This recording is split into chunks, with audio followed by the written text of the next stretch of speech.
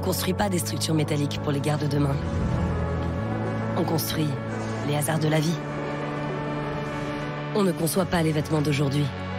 On conçoit la liberté d'être soi. On ne distille pas des parfums.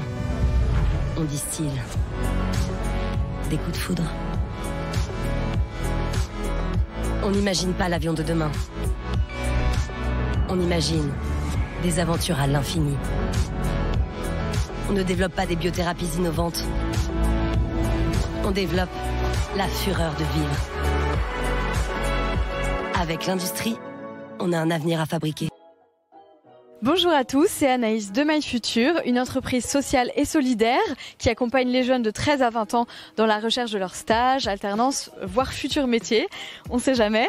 Et alors aujourd'hui, on se retrouve pour une nouvelle visite virtuelle. On n'est pas très loin de Châteauroux, dans un cadre assez joli, vous pouvez le voir autour de moi. Et on est chez Baudin Joyeux, donc une entreprise qui travaille le cuir depuis 1860. Donc il y a un énorme savoir-faire en matière de cuir. Et c'est tout de suite que je vous propose de découvrir. En tout cas, moi j'ai hâte, vous me suivez ?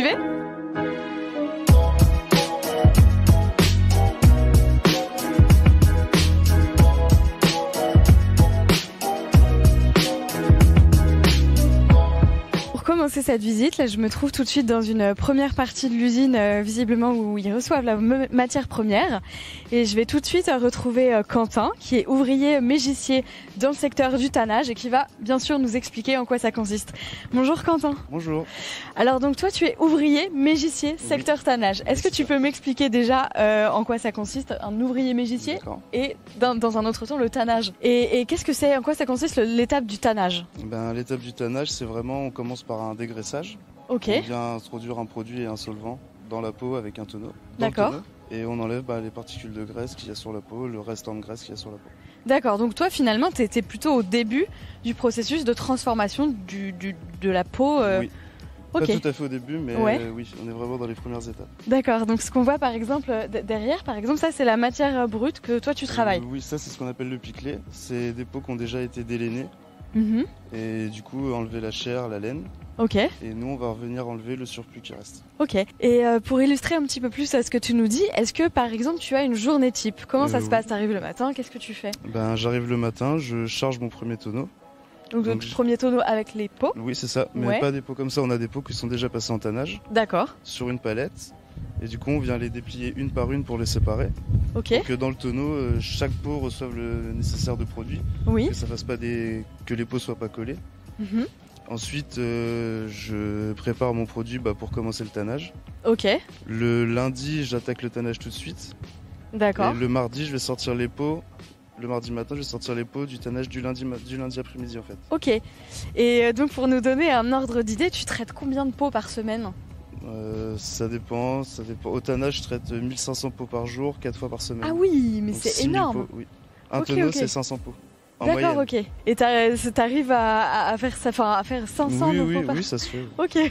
Mais faut un bon rythme quand même. Faut un bon rythme, oui et non. Une fois qu'on sait faire, c'est juste de l'organisation et ça va tout seul.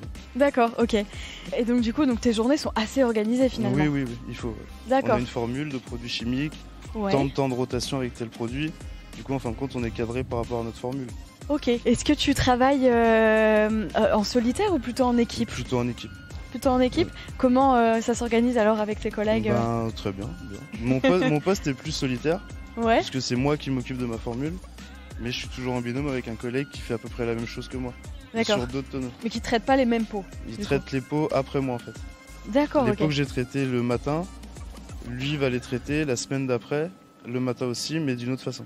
D'accord, ok. Et on va parler un petit peu de ta formation, de son parcours.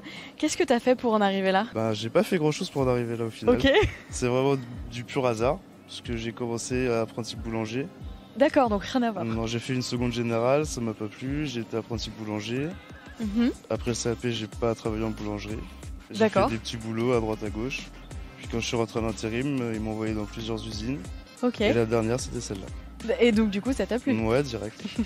Et ça fait combien de temps que tu es maintenant dans l'entreprise? 3 ans. Et tu dois rester encore longtemps? Oui. Ok.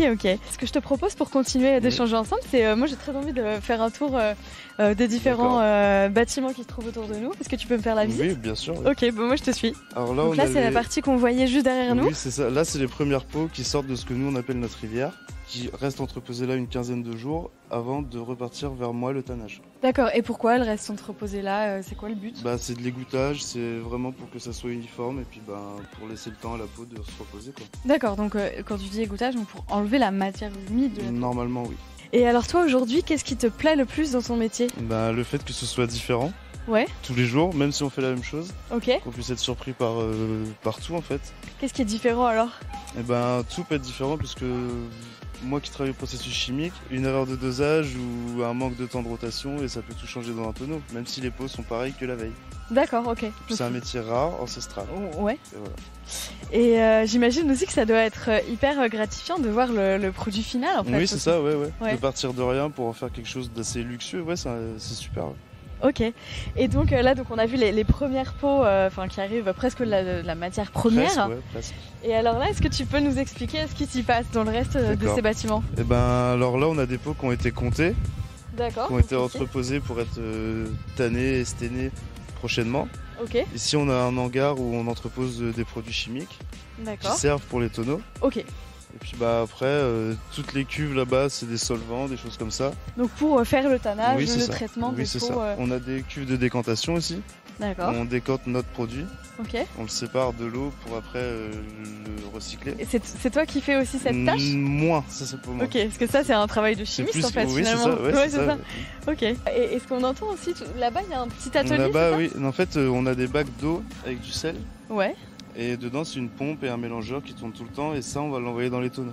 D'accord, qui servent aussi donc à la transformation de la peau en cuir. Oui. Voilà. Quels sont les conseils que tu pourrais donner à un jeune qui aurait envie de faire le même métier que toi? Voilà, quelle qualité il devrait avoir? De l'organisation, quand même, pas mal, et de l'intérêt pour tout. Il faut s'intéresser, il faut essayer, parce que c'est un métier que personne connaît. Donc forcément, quand on va l'envoyer la première fois essayer, il peut-être pas vouloir. Mais ça peut plaire à n'importe qui. Et on peut en tout cas apprendre sur place. Oui, aussi. On peut apprendre sur place parce que je suis venu ici sans formation. Okay. Vraiment brut, je connaissais rien. Quoi. Et en plus ça te plaît. Oui, c'est ça. C'est tout bénef. Oui, c'est ça. Ok. Et donc, tu me parlais tout à l'heure de ta journée type. C'est quoi tes horaires de travail? En ce moment, c'est 5h midi. 5h du matin? Oui, c'est ça. Et ça tourne ou c'est tout le temps la même chose? Ça peut tourner, mais on est vraiment au poste fixe 5h midi puisqu'on est au début du process en fait. Donc c'est nous qui commençons. Ouais. Et on a une équipe de collègues qui embauche à midi jusqu'à 19h et qui poursuit le process. Parce que la formule dure sur une journée entière. Ok, d'accord. Remarque, ça te permet d'avoir tes après-midi pour faire autre chose. Oui, c'est ça. Ok. Et merci beaucoup Quentin, en tout cas pour ton intervention hyper intéressante. Et puis moi, je vais tout de suite continuer la suite de la visite et je vais aller voir d'autres de tes collègues. Ok, d'accord, merci. Merci beaucoup, je te reprends ça. Vous me suivez?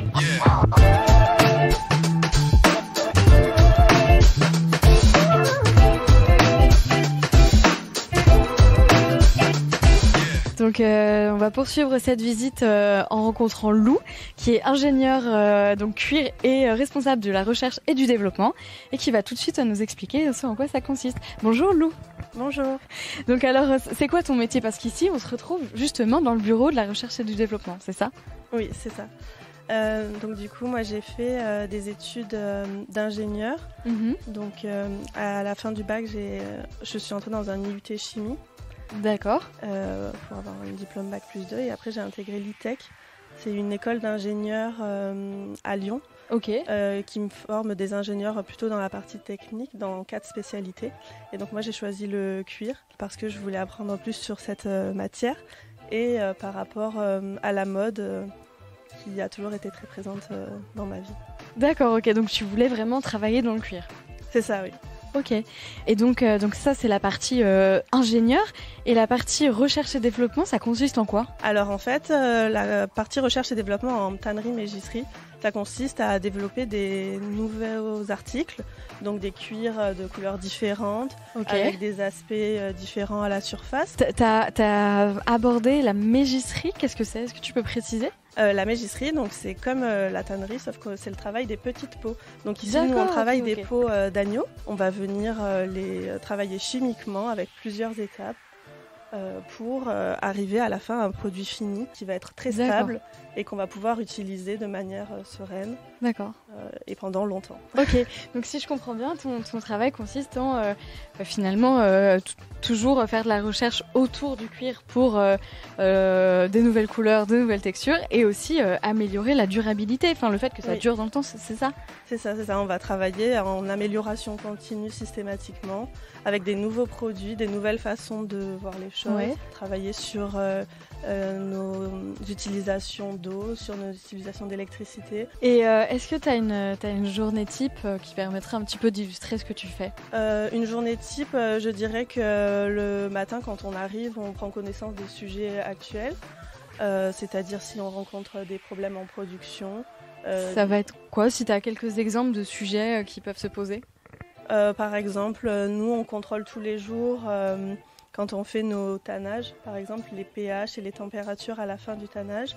Et effectivement, si ces valeurs ne sont pas bonnes, ça peut poser des problèmes après pour la suite, pour la teinture des peaux, pour le travail mécanique sur les peaux. D'accord. Et donc on essaye de réagir à chaque fois le plus rapidement possible pour trouver une solution rapidement. Est-ce que tu peux préciser ce que c'est que le pH pour les jeunes qui nous suivent ne savent pas forcément ce que c'est ? Donc le pH, c'est une valeur qu'on étudie en chimie qui précise si le bain dans lequel on est plutôt acide ou basique.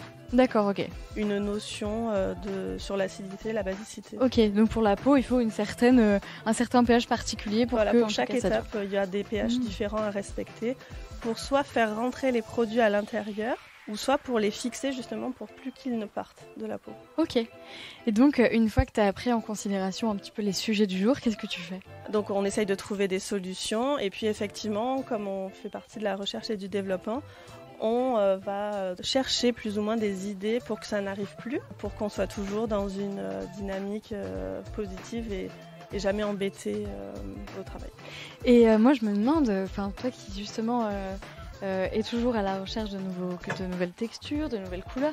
Il y a un côté hyper créatif finalement dans ton travail. Effectivement, oui. Parfois on essaye des choses, des mélanges qui paraissent au niveau surtout des couleurs. Et ça marche ou ça marche pas. Et effectivement, après, on peut être amené à trouver des nouveaux articles et des choses. Mais c'est vrai que des fois, ça vient surtout du hasard finalement. Ok. Est-ce que toi, tu as déjà créé une couleur ?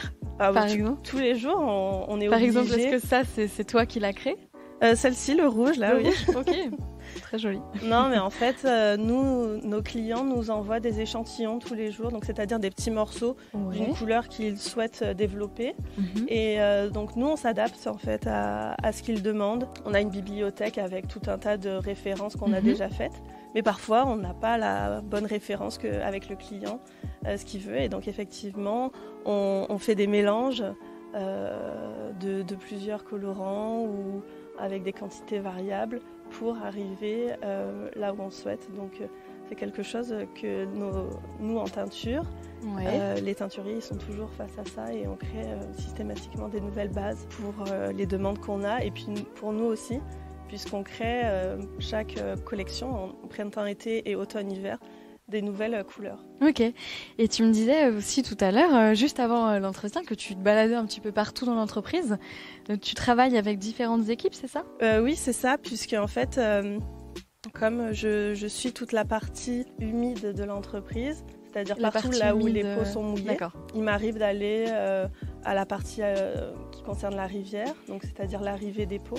Qu'on a vu juste avant avec ton collègue Quentin. Et le tannage aussi, là où Quentin travaille. Et en fait, on aborde des sujets pour améliorer, pour comprendre des défauts, pour systématiquement avoir les meilleurs résultats possibles. Ok, donc en fait, tu suis toute la chaîne de finalement presque de l'arrivée de la peau au produit fini, toi aussi. Alors jusqu'à la sortie de la teinture, moi je m'occupe pas du tout de tout ce qui est partie finissage, ce qu'on peut voir à la surface. Ouais, ok. Mais effectivement, il y a des personnes qui s'en occupent aussi, qui font la même chose que moi, mais que sur la partie en surface pour donner de la brillance, de la texture, un toucher particulier, une sensation dans la main. Et en fait, on a bien compris que le cuir pour toi c'était un peu une vocation. Ça fait combien de temps que tu es dans l'entreprise et qu'est-ce qui te plaît le plus dans ce que tu fais? Donc ça fait 4 ans et demi que je suis chez Baudin Joyeux. Et ce qui me plaît le plus aujourd'hui, c'est de pouvoir effectivement travailler sur plusieurs étapes les cuirs et voir l'évolution qu'on peut leur donner et la finalité après qui peut vraiment être différente selon ce qu'on a fait au départ. Et tous les jours, on est surpris de ce qu'on peut voir effectivement. Ok. Et si j'ai bien compris, ça marche dans le sens où le client a quand même une petite attente et ensuite vous répondez à cette attente. Mais est-ce que parfois c'est arrivé que de toi-même tu proposes quelque chose, un prototype à un client ? Oui, effectivement, comme je disais, on travaille sur 2 collections, automne, été et printemps-hiver. Ouais. Et à chaque fois, pour ces 2 collections, on présente des nouveaux articles qu'on fait en collaboration avec toute l'équipe de la collection. Et ces articles-là, on les présente pendant les salons qu'on fait pendant l'année. Et les clients, effectivement, s'ils aiment ces articles, ils vont nous demander de leur proposer. Soit ils choisissent un coloris particulier, soit ils le prennent tel qu'il est. Et donc ça nous arrive régulièrement de revaloriser certains de nos articles chez nos clients. Ok. Mais ça doit être super excitant du coup de voir ton propre coloris que tu as créé chez telle marque, par exemple sur un sac à main, j'imagine, quelque chose comme ça. Ça a déjà dû t'arriver du coup? Ah oui, effectivement, pour la maroquinerie, mais aussi pour les vêtements. Et oui, on est super fiers, toute l'équipe, et même Baudin Joyeux en général, de retrouver nos articles montés, parce qu'effectivement, ça ne rentre pas de la même façon. Oui. Et quels sont les conseils que tu pourrais donner à un jeune qui aurait envie, comme toi, de faire de la recherche, du développement, de l'ingénierie en matière de cuir? Moi, ce que je pourrais vous conseiller, c'est de vraiment tout donner pour arriver là où vous voulez aller. Le cuir, c'est une matière très particulière. Quand on ne le connaît pas, effectivement, ça peut être un peu compliqué à s'imaginer, mais il faut venir le découvrir. Il faut venir dans les salons, voir tout ce qu'on peut avoir comme sorte de cuir. Il ne faut pas avoir peur et se lancer. Et il y a beaucoup de place pour l'imagination, pour la curiosité, mais aussi pour la chimie quand on aime le côté technique et vraiment scientifique. On peut vraiment avancer et travailler encore plus aujourd'hui sur des aspects chimiques avec l'environnement, etc. Donc si c'est quelque chose qui parle aux jeunes, il faut se lancer et pas avoir peur. Ok, donc le cuir a plein de perspectives finalement. Oui. C'est ça. Et une question que je t'ai pas encore posée, c'est celle de tes horaires de travail. Est-ce que toi aussi tu commences à 5h du matin? Alors non, je ne commence pas à 5h du matin. Ça peut m'arriver parfois si besoin. Mais je suis plutôt sur des horaires de 8h à 18h. Ok. Pour répondre aux besoins de tout le monde et être sur une grande plage horaire pour voir tous les sujets dans la journée. Dernière petite chose, comment ça se passe avec tes collègues de travail? Il y a une bonne ambiance ici? Oui, il y a une bonne ambiance, on s'entend bien et on partage tous le même bureau dans l'équipe collection et tous les jours on se regroupe, on échange et on partage les informations importantes que tout le monde a besoin de savoir. Et effectivement, on se voit aussi à l'extérieur pour se rassembler et être une équipe plus soudée. Ok, merci beaucoup en tout cas. Et puis moi, je vais continuer la suite de la visite. Et puis, merci beaucoup. Merci à vous. Je te reprends ça.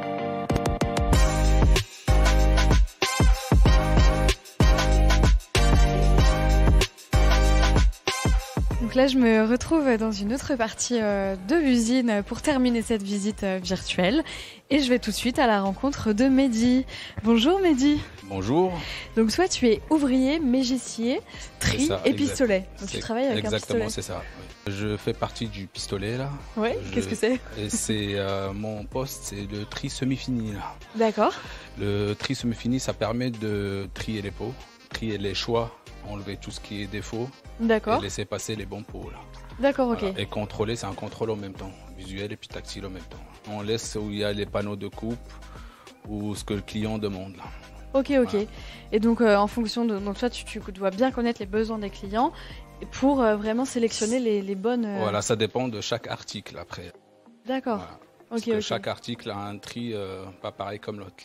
Et une fois que donc, tu sélectionnes les pots que tu... Enfin, voilà, après ça part à quel endroit? Dans des stocks, on a 2 stocks là. On sélectionne les pots là, ouais. On les stocke là-bas là, jusqu'à qu'on a une commande qui arrive.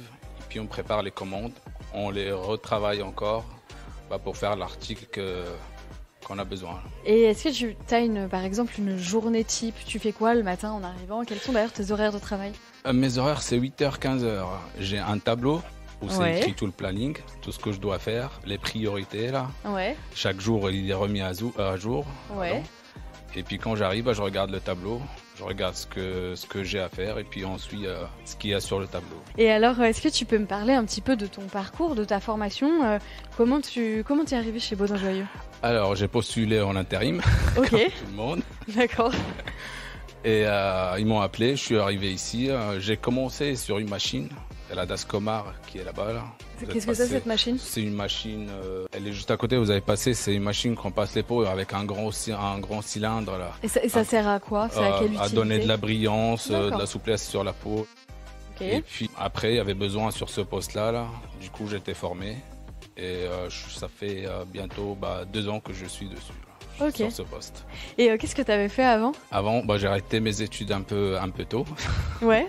Je suis arrivé au baccalauréat, j'ai arrêté et après j'ai été chercher du travail directement. Et t'es arrivé dans le cuir? Dans le cuir. Et ça te plaît? Oui, c'est pas mal, c'est bien. Ok, tu te vois continuer? Je suis à l'aise, c'est bien. Là. Ok, et puis c'est surtout que du coup t'as développé une certaine expertise. Voilà, c'est ça. Okay. Exactement. Ça doit être gratifiant aussi t'as quand même de grosses responsabilités parce que c'est toi qui vraiment sélectionne c'est ça. Ce qui va faire partie du produit fini quoi. Voilà. Et j'ai un tri qui est tri semi-fini. Il y a le classement aussi qui classe les pots en choix. Et aujourd'hui, c'est quoi toi qui te plaît le plus dans ton travail? C'est qu'on voit plusieurs choses. Ça dépend. Ça vient chaque fois il y a des nouvelles collections qui arrivent. On voit plusieurs articles, plusieurs couleurs. Et en tout cas, ton parcours est inspirant parce que ça montre aussi qu'on peut arriver ici et se former vraiment dans l'entreprise. Quels sont les conseils ou les qualités que devrait avoir un jeune qui voudrait faire la même chose que toi, qui serait intéressé par le cuir du coup? Qu'il soit rigoureux. Ouais, rigoureux. Qu'il soit intéressant aussi là, au métier. Et puis qu'il essaye. Ouais, ok. Donc on peut venir et essayer en tout cas. Ouais, c'est ça. Ok. Et merci beaucoup. Je pense qu'on a fait le tour. Je sais pas si tu as envie de rajouter quelque chose ou un message à faire passer aux jeunes. Le message que je donne aux jeunes, c'est de foncer droit là, et puis de réaliser leurs rêves. D'aller au bout. D'accord. Et surtout tenter. Là. Et en tout cas, dire aussi qu'on peut évoluer. C'est ça. Au sein de cette entreprise. Ok. Merci beaucoup, Mehdi. Merci. Moi, j'en profite tout de suite pour conclure cette visite virtuelle en vous remerciant de nous avoir suivis. Comme d'habitude, n'hésitez pas à poser toutes vos questions dans le chat. On y répondra avec plaisir. Et puis, nous, on se retrouve très vite pour une nouvelle visite virtuelle. Bye.